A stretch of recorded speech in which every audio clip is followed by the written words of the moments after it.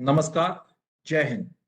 आज मैं एक खास विशेष पर्पज से आपके सामने आया हूँ आज यहाँ पर।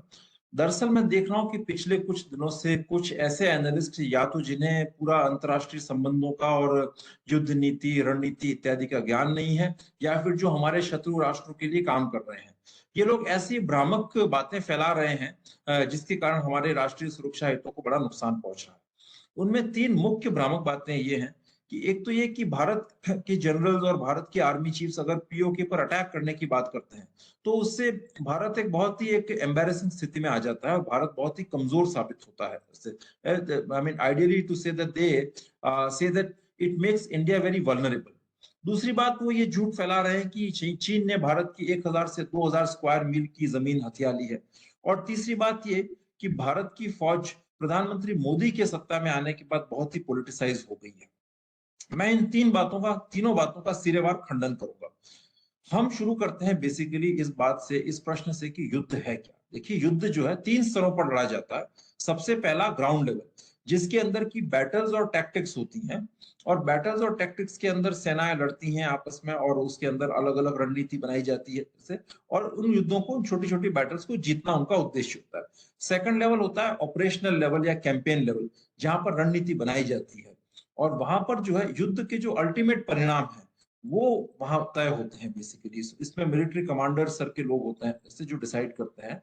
और अल्टीमेट युद्ध के जो परिणाम होते हैं वो हमेशा छोटी छोटी बैटल्स के परिणामों से बड़े होते हैं, उनसे अलहदा होते हैं। तीसरा लेवल होता है स्ट्रेटेजिक लेवल, वो हाईएस्ट लेवल का होता है, जहां पर किसी भी राष्ट्र की राजनीतिक लीडरशिप और मिलिट्री लीडरशिप दोनों मिल करके जो उनके जो निर्धारित उद्देश्य हैं उस युद्ध के, उनको हासिल करने का प्रयास करती है। अब हम बात करते हैं पाकिस्तान के संदर्भ में। तो ये एनालिस्ट जो झूठ फैला रहे हैं वो ये कहते हैं कि भारत का एक ही एडवांटेज है कि भारत के पास नंबर ज्यादा है, तो भारत ग्राउंड लेवल पर छोटी मोटी बैटल्स और टैक्टिक्स में तो पाकिस्तान को मात दे सकता है, लेकिन स्ट्रेटेजिक लेवल पर आकर के पाकिस्तान भारत को चारों खाने चित कर देता है। ऐसा क्यों?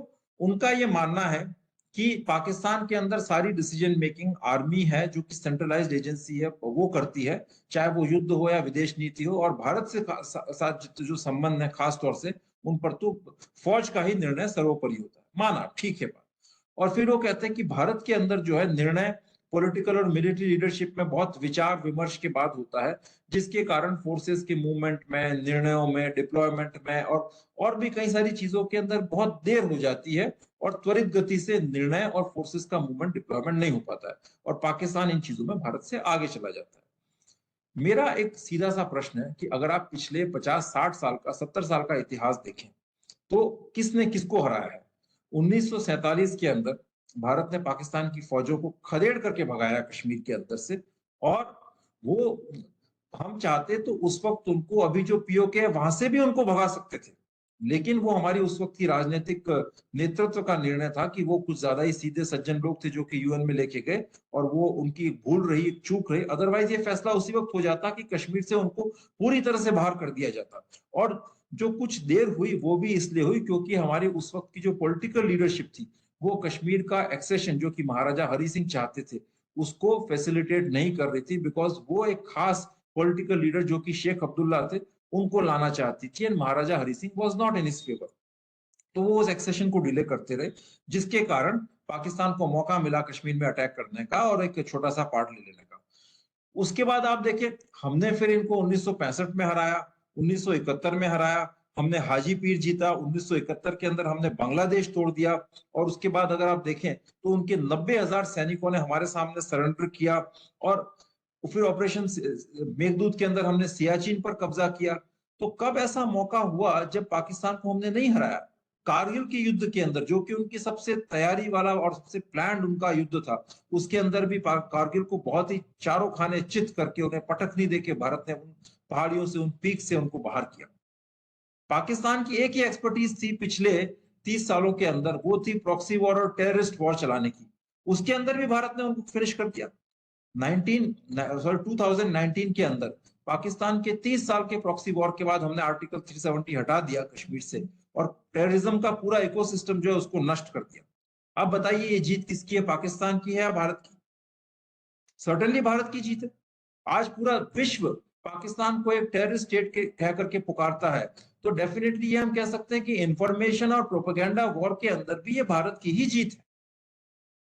उन्होंने बहुत कोशिश की पंजाब के अंदर टेररिज्म लाने की, कश्मीर में टेररिज्म लाने की, भारत के अन्य राज्यों में टेररिज्म फैलाने की, लेकिन उसमें वो कामयाब नहीं हुए।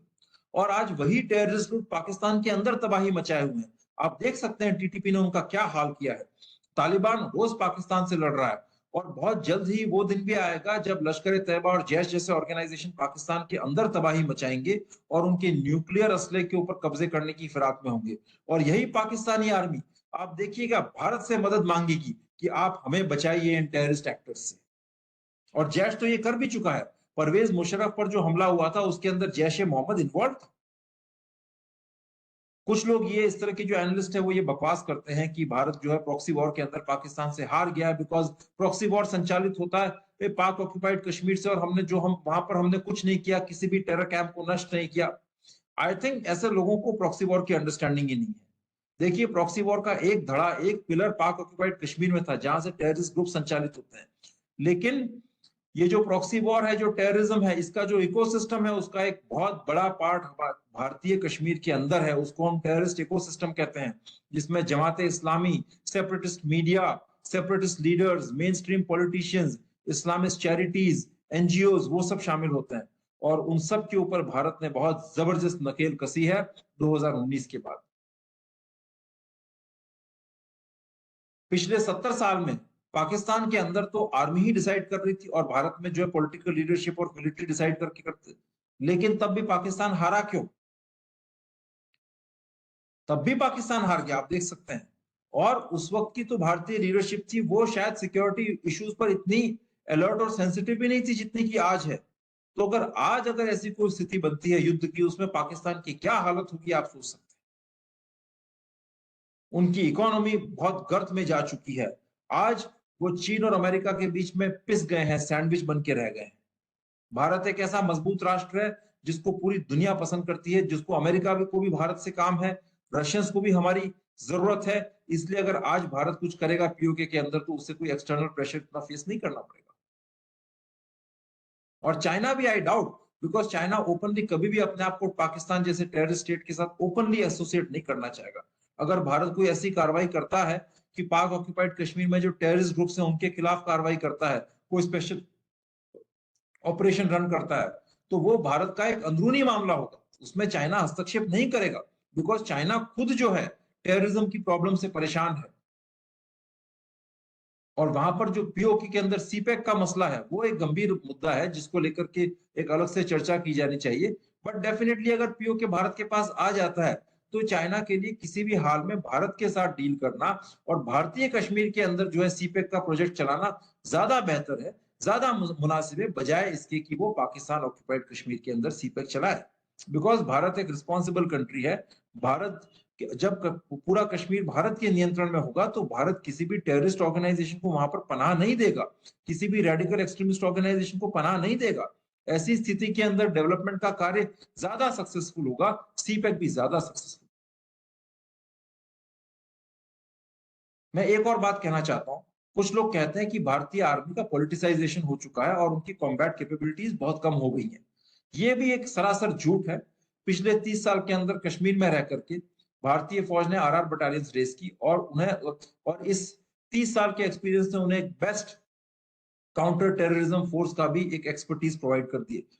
प्रॉपर कन्वेंशनल बैटल के अंदर तो है ही वो, लेकिन as a counter terrorism force भी उन्होंने बहुत इसके अंदर एक अचीवमेंट स्टैब्लिश किया है कि किस तरीके से टेररिज्म को काउंटर किया जाए बिना ह्यूमन राइट्स वायलेट किए, बिना सिविलियन पॉपुलेशन को नुकसान पहुंचाए। और जहां तक पॉलिटिसाइजेशन की बात है, आई एम श्योर चाइना और पाकिस्तान की आर्मी का तो कोई कंपैरिजन ही नहीं है भारत के साथ। पाकिस्तान की आर्मी नेक डीप है करप्शन के अंदर, एम्बेजलमेंट में, पॉलिटिकली चीजों को इन्फ्लुएंस करने के अंदर। वो कोई लड़ने वाली फौज है ही नहीं। आप एक एक जनरल का बैंक अकाउंट चेक करें स्विस बैंक में जाकर के, 15,000 करोड़, 1,000 करोड़, 10,000 करोड़, 7,000 करोड़, और बड़े बड़े नाम मिलेंगे आपको उसके अंदर, नुसरत नईम, जनरल बाजवा, असद दुरानी, बहुत बड़े बड़े नाम। इसी तरह से चाइना की आर्मी कोई एक आप स्ट्रॉन्ग फाइटिंग फोर्स नहीं कह सकते, बहुत ही अनप्रोफेशनल इनडिसिप्लिन्ड आर्मी है, कॉन्स्क्रिप्शन बेस्ड आर्मी है। मोटिवेशन लेवल्स उनके वो नहीं है जो कि हमारी फौज के। अब हम बात करेंगे दूसरे झूठ की कि चीन ने भारत की 1000 से 2000 स्क्वायर किलोमीटर की जमीन हथिया ली है। ये जो लोग ये क्लेम कर रहे हैं, मुझे ये बताएं कि वो किस सोर्स के आधार पर ये बात कर रहे हैं।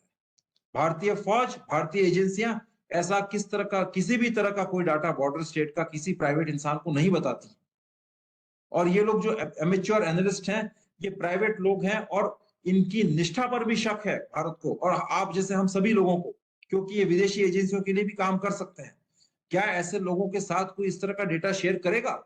ना ये लोग अरुणाचल बॉर्डर में गए हैं, ना ये लोग लद्दाख बॉर्डर पर गए हैं और ना ये लोग एलओसी पर गए हैं। फिर किस आधार पर ये झूठ फैला रहे हैं?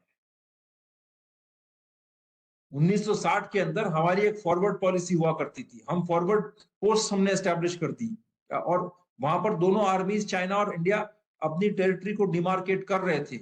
अब उस स्थिति के अंदर एलएसी की कोई परिभाषा ही नहीं है, वो डिफाइंड ही नहीं है। कुछ अगर कुछ स्क्वायर किलोमीटर, स्क्वायर माइल्स वो अंदर आ गए, कुछ हमारे लोग उधर चले गए, तो इसको ये थोड़ी कह सकते कि उन्होंने हमारी जमीन पर कब्जा कर लिया। It is an ongoing process. दोनों कंट्रीज रिस्पॉन्सिबल कंट्रीज हैं और वो अभी ये डिटरमाइन कर रहे हैं कि कहां पर कैसे एलएसी होगी, बॉर्डर डिस्प्यूट्स को कैसे सेटल किया जाए। अब ये लोग ये कहते हैं कि साहब चीन के साथ अगर युद्ध हुआ तो उन्हें लोअर लेवल पर बैटल्स और टैक्टिक्स में इंटरेस्ट नहीं है, वो भारत की कॉग्निटिव डिफीट करेंगे। सबसे पहले तो मैं शुरुआत कर दूं बैटल्स और टैक्टिक्स से। चीन ये अच्छी तरह से जानता है कि भारत के साथ अगर कोई प्रॉपर युद्ध करते हैं, हमारी टेरिटरी में घुसते हैं, तो वो हमसे नहीं मुकाबला कर पाएंगे। They will get a bloody knows.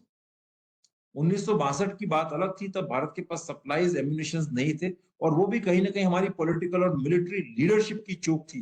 Ground पर हम नहीं हारे थे, ये हमारी चॉइस थी कि हमने एयर पावर यूज नहीं किया।